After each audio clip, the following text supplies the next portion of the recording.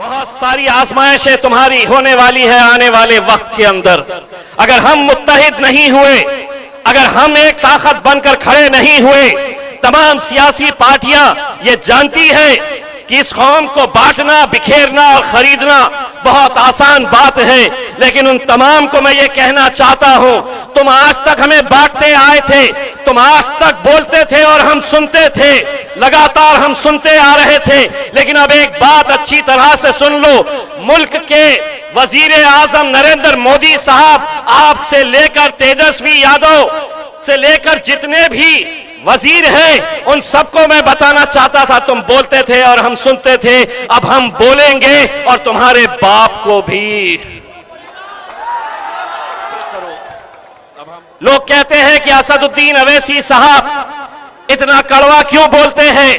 वो इसलिए बोलते हैं कि तुम्हारी तकलीफ अगर किसी ने समझी है, किसी ने जाना है, तो वो बैरिस्टर असदुद्दीन अवैसी साहब। इसीलिए पिछले कितने सालों से लोग इन्हें कहते हैं कि आप जाते हैं तो भड़काऊ भाषण करते हैं, आप जाते हैं तो आपकी जबान इतनी तीखी क्यों होती है? असद साहब उन्हें बस एक ही बात कहते हैं, तुम्हारे सोच के सांचे में ढल नहीं सकता, जबान काट लो, ये लहजा बदल नहीं सकता।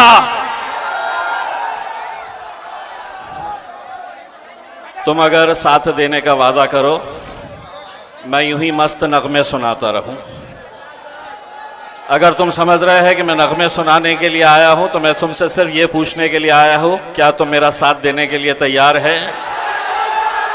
तो फिर सुन लो, तुम अगर साथ देने का वादा करो, अच्छे अच्छे दलालों की वाट लगाने के लिए मैं आया हूं।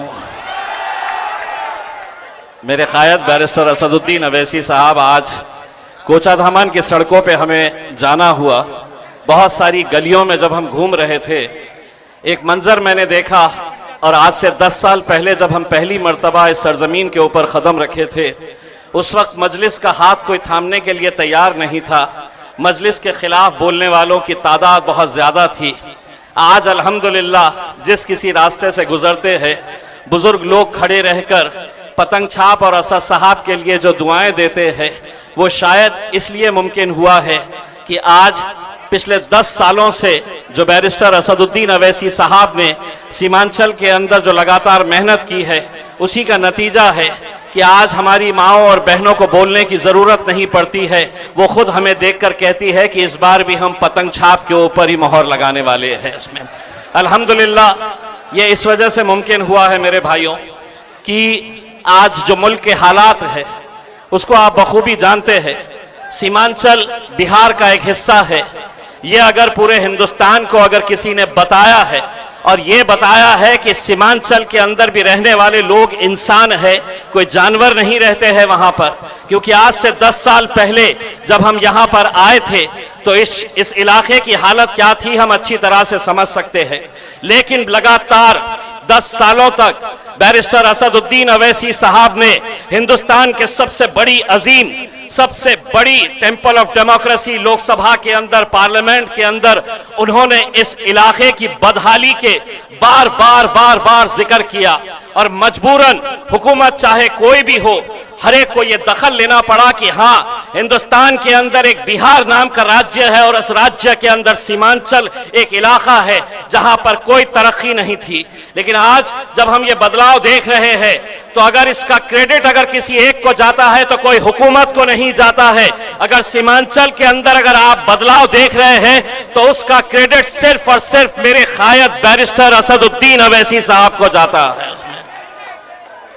मेरे भाइयों, आज यकीनन आज मुल्क के जो हालात हैं आप अच्छी तरह से समझ रहे हैं।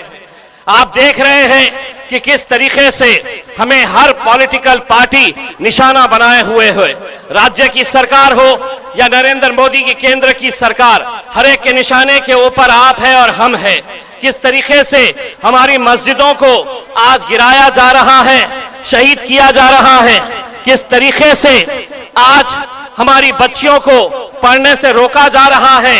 लाउडस्पीकर हटाकर हमारी अजानों पर पाबंदी लगाई जा रही है। तुम हिजाब नहीं पहन सकते हैं, ये हमारी बच्चियों को बताया जा रहा है और हमसे कहा जा रहा है सब्र करो। लोग कहते हैं कि असदुद्दीन अवैसी साहब इतना कड़वा क्यों बोलते हैं? वो इसलिए बोलते हैं कि तुम्हारी तकलीफ अगर किसी ने समझी है, किसी ने जाना है, तो वो बैरिस्टर असदुद्दीन अवैसी साहब। इसीलिए पिछले कितने सालों से लोग इन्हें कहते हैं कि आप जाते हैं तो भड़काऊ भाषण करते हैं, आप जाते हैं तो आपकी जबान इतनी तीखी क्यों होती है? असद साहब उन्हें बस एक ही बात कहते हैं, तुम्हारे सोच के सांचे में ढल नहीं सकता, जबान काट लो, ये लहजा बदल नहीं सकता। इस वीडियो को लाइक करके और हाइप करके चैनल को सब्सक्राइब करके शेयर जरूर कर देना। तुम्हारी सोच के सांचे में ढल नहीं सकता, जबान काट लो, ये लहजा बदल नहीं सकता। मुझे भी क्या मोम का पुतला समझ रहे हो क्या? तुम्हारी लौ से ये लोहा पिघल नहीं सकता। लेकिन आज असदुद्दीन अवैसी साहब को नीचा दिखाने के लिए, मजलिस को नाकामयाब करने के लिए तमाम सियासी पार्टी एक मंच पर आ चुके हैं। सभी ने अंदरूनी एक फैसला कर लिया है कि आगे की सियासत, हमारी दुकानें बंद हो जाएगी। अगर असदुद्दीन अवैसी साहब यहां पर अपना डेरा जमाएंगे तो हमारे लिए बड़ा मुश्किल हो जाएगा। तो वो लोग आपस में ये सोच रहे कि हम में से कोई भी हारे, कोई भी जीते चलेगा, लेकिन असदुद्दीन अवैसी साहब ने जीतना नहीं चाहिए, मजलिस ने सीमांचल के अंदर जीतना नहीं चाहिए। अरे बेवकूफों, तुम्हें समझ में नहीं आता है, तुम्हारी साजिशें चल रही होगी, लेकिन आवाम तो मेरे कायद बैरिस्टर असदुद्दीन अवैसी साहब के साथ जुड़ चुकी है, पूरी ताकत के साथ जुड़ चुकी है। आज हमें इस बात का अंदाजा तो हो रहा है कि आज अल्हम्दुलिल्लाह जिस पार्टी के बारे में यह कहा जाता था, बैरिस्टर असदुद्दीन अवैसी साहब को देखकर लोग ताने कसते थे, मजाक उड़ाते थे और ये कहते थे कि ये अकेला इकलौता एक मेंबर ऑफ पार्लियामेंट है, एक ही सांसद है और जिंदगी भर एक ही रहेगा।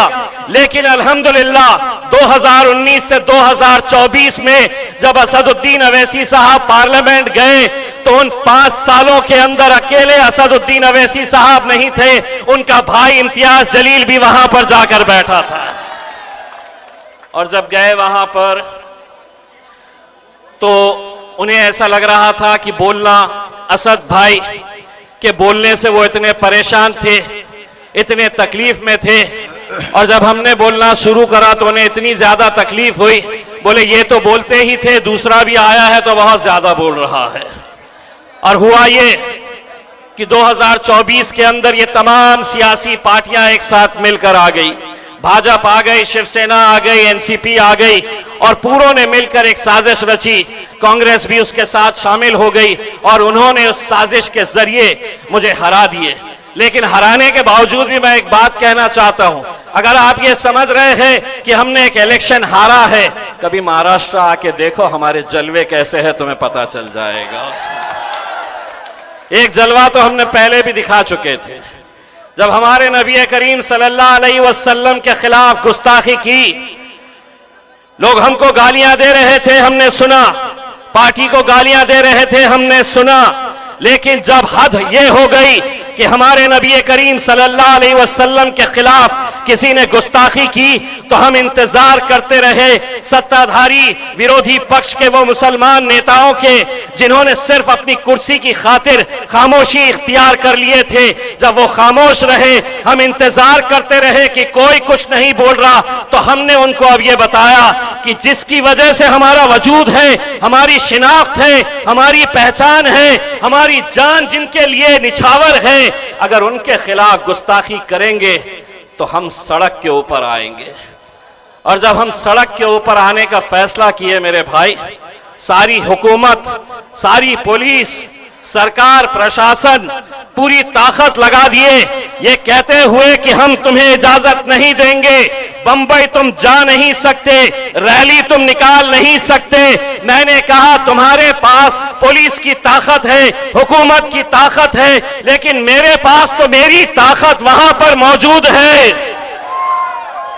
मैंने उनसे कहा तुम ताकत लगाकर मुझे रोक के तो दिखाओ, मैं मेरी ताकत दिखाकर बंबई पहुंच के दिखाऊंगा। अल्हम्दुलिल्लाह। और हम पहुंचे थे मेरे भाई, आप लोग भी उसके गवाह हैं। आप लोग भी आज इस मुल्क के अंदर हर रोज क्या हमारे मजहब के ऊपर हमला नहीं किया जा रहा है? क्या मुसलमान लीडर दूसरे पार्टियों के सिर्फ अपनी कुर्सी बचाने के लिए यूं ही खामोशी इख्तियार करते रहेंगे? वो करते रहेंगे भाई, लेकिन हम खामोश बैठने वाली जमात नहीं है। हम लड़ेंगे, हम बोलेंगे। हमें लड़ने को अगर किसी ने सिखाया है, इस मुल्क के अंदर नौजवानों को अगर किसी ने कोई सीख दिया है, तो वो मेरे कायद बैरिस्टर असदुद्दीन अवैसी साहब ने बताया है कि इस मुल्क में जीना है तो सीना चौड़ा करके और सर ऊंचा करके चलना सीखो मेरे भाई। बहुत सारी रुकावटें, बहुत सारी आजमाइशें तुम्हारी होने वाली है आने वाले वक्त के अंदर।